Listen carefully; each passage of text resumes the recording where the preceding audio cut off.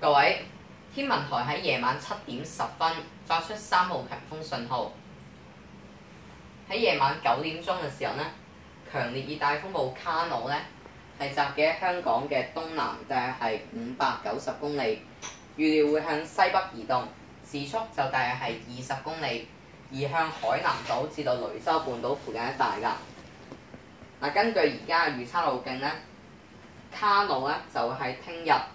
嘅稍後就會係最近香港㗎，就大約咧會喺香港嘅西南面咧300公里以內掠過。咁預計咧3號強風信號咧就喺今晚至到聽日凌晨咧仍然係維持嘅。天文台咧聽日稍後會視乎本港嘅風力狀況，考慮改發更高熱帶氣旋警告信號㗎。咁天文台發出3號強風信號之後呢，本港嘅風勢亦都開始增強㗎啦。離岸係吹烈風，離岸吹強風，橫瀾島嘅最高持續風力呢係每個鐘頭60公里，大老山呢就78公里。